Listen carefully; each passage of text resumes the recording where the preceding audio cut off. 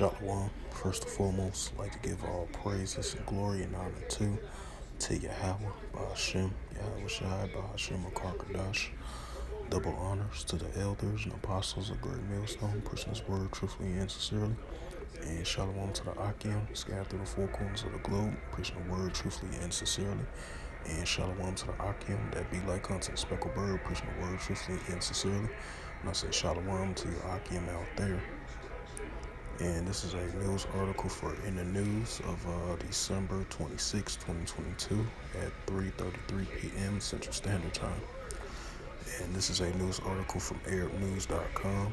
And the highlight of this news article, and it reads, Omani meditators leave Sanaa empty-handed as Houthi rejects trust renewal. It says a Yemen soldier stand guard on a street in Aden. The Oman meditators who arrived in Sanaa last week departed the city on Sunday. It says a threat to renew fights as officials depart city. And the efforts, Yemen, al-Makala of Yemen, efforts to renew the UN broker trust and bring peace to Yemen has been dashed after a Omani meditators left Sinai without any reported progress, and the Iranian-backed Houthis threatens to renew the fights if their demands are not met. The Oman meditators who arrived in Sanaa last week departed the city on Sunday after meeting the top Houthi officials and hearing their requests for extending the ceasefire, participating in peace negotiations to end the conflict. The Houthis said that their leader told the Omanists that the movement will not agree to extend the October ceasefire, this past June and this past October as well too, to extend the October ceasefire until the international recognized government of Yemen pays public across the country, which would include their fighters and share oil and gas revenues with them. They threatened to resume extensive military operations if their demands were not met. And it says Mohammed al-Somali, a chief negotiator for the Houthis, said, "Our troops are on the ground, have imposed new rules and engagement, and the other side should realize that we have entered a new phase of the currently we have no commitment under the trust." He added that the attacks on oil, infrastructure, and government-controlled regions will continue until earnings are shared and the wages are paid. Samala, if I pronounce his name right, Salakia, went on to say that the Houthis have enjoyed the fruitful discussions with the Omnis. The UN ceasefire that went in effect on April 2nd and was extended twice fell apart when the Houthis refused to open roads in the besieged city of Tazi, in a key addition of the deal, despite the Yemen government following the resumption of commercial flights from Sanaa airport and facilitating the arrival of fuels to Holiday Port. In October, the Houthis began drone attacks on two oil facilities in the southern province of Hadramaut and the Sabra to prevent the Yemen government from exporting the fuel.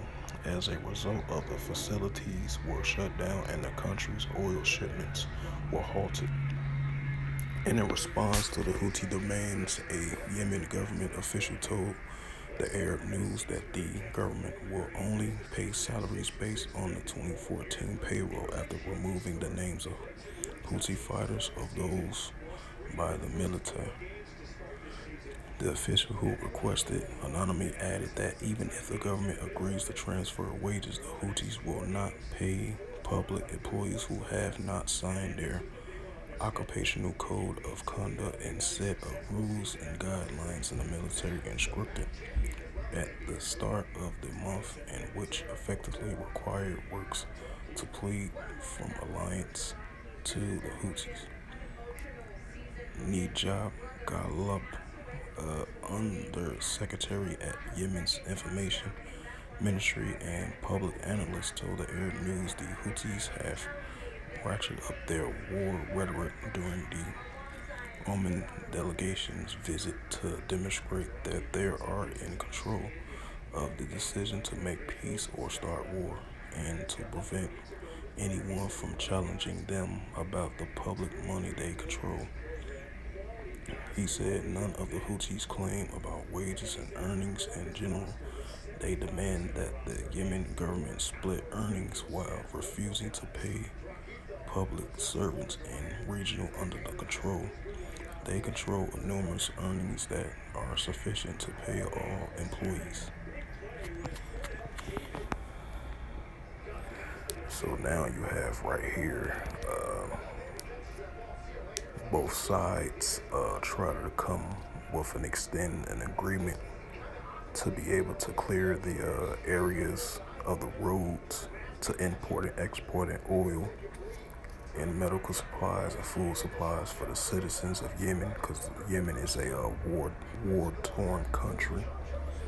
Because you've been having both sides war with one another. You got the Iranian Houthi-backed rebels going against the Yemen government, and then you have other organization factors down there in the southern eastern part of Yemen. So now they continues to threaten more war rhetoric from the Houthi rebel side as they reject the truce agreement. And back in April and October, I believe, they try to have like two truce ceasefire agreements to calm the tensions down, but it seems like they rejected the ceasefire, and it seems like this is a third time it happened once again. So kind of expect to see more tension and war increasing down there in the Yemen region. And I'm gonna bring out the scripture for wars and rumors of wars. This is the book of Mark, chapter 13, verse 7.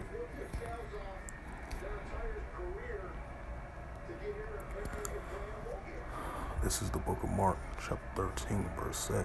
And when ye should hear of wars and rumors of wars, that's what we're hearing right now around the world.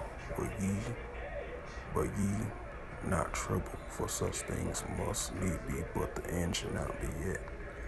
Right, because like I mentioned previously in my other videos of doing sit-down lessons in regard to these wars and rumors of wars between the nations and different kingdoms as well too.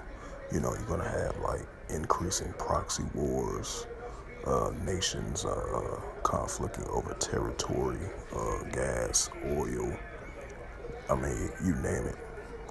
Especially a lot of conflict over territories in those regions, especially in the Middle East. A lot of conflict, ongoing, non-stop conflict going on in those regions like Yemen, Syria, Iraq, the eastern part of Iraq, like the southern part, eastern part of Iraq and Syria, throughout the whole Middle Eastern region.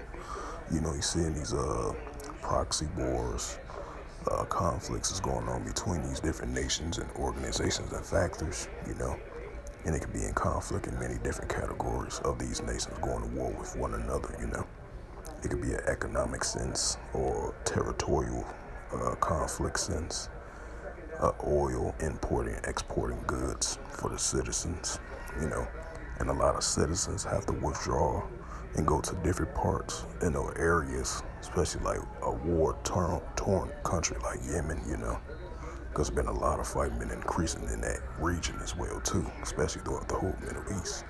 That's why you have these wars and rumors of wars increasingly throughout the whole Middle East. And this is the book of Mark, chapter 13, verse 8. For nation shall rise against nation, and kingdom against kingdom. And there shall be earthquakes in diverse places and famines. Right, because we seeing the famines increasing down there in the Middle East with the Yemen versus the Yemen government versus the Houthi rebels. As I believe the Houthi rebels having blockage to the areas where they importing and exporting oil, medical supplies, food supplies for the citizens of that country, and they fleeing from wars and stuff like that in that torn war country of Yemen over there. That's a increasing famine over there. That's why you're seeing those different organizations and factors increasing against one another. That's why you're seeing like so many trust ceasefire agreements being broke, between both sides. They're not coming to some type of agreement. That's why you're seeing the continuing famines, wars in the nations rising up against nations and different organization factors like the Houthi rebels, which is an Iranian-backed group, going against the Yemen government. So both sides can't find no common ground. So that's why you see the Yemen forces reject their demands on the other side. So that's why you're seeing the continual increase of the nations going at it with one another in that region, And that's many different parts around the world. You see that as well too, And I'm gonna read it again. This is the book of Mark, chapter 13, verse 8. For nation shall rise against nation, and kingdom against kingdom. And there shall be earthquakes in diverse places, and there shall be famines and troubles. These are the beginning of sorrows, right? Because this is the beginning of increasing of sorrows of what's taking place on the planet Earth, of these increasing famines, this increasing wars and rumors of wars, these commotions of wars, proxy wars, conflict, territory of these nations going against, of an economic cyst, of gas, money, and oil. I mean, you name it, over food, and it can be in many different categories. That's why you're seeing these rumors of wars heating up between the nations and different kingdoms and these territories around the world, especially throughout the whole Middle East. You're seeing uproars in the people in the world. You're seeing that as well too. And it's going to continue to increase more and more and more, because these are the increasing beginning stages of sorrows, which is common to happen in the Middle East. We're so used to the custom of hearing that, but it's increasing more and more and more, and especially throughout the whole year 2022, from 2021 all the way into 2022, and it's going to increase furthermore potentially in 2023, That's why we're seeing the nations against nations and kingdom against kingdoms, the increase in famines, the increase in pestilence, the increases of earthquakes in diverse places around the world. So these are mentioned in the Holy Scriptures. Are these things that's going to take place on the planet Earth, which is happening right now, So this is just the beginning of increases of sorrow. So it's going to increase more and more and more, But other than that, hopefully this sit-down lesson was edifying. For in the news of December 26, 2022 at 3:47 p.m. Central Standard Time on this Monday afternoon. And so with that, I would like to give all praises and glory and honor to Yahweh, Bahashem, Yahweh Shai, Bahashem, Akarkadash. Double honors to the elders and apostles of Great Millstone, preaching this word truthfully and sincerely. And shalom to the Akim, scattered through the four corners of the globe, preaching the word truthfully and sincerely. And shalom to the Akim, that be like unto the speckled bird, preaching the word truthfully and sincerely. And until next time, I will say shalom and a bar.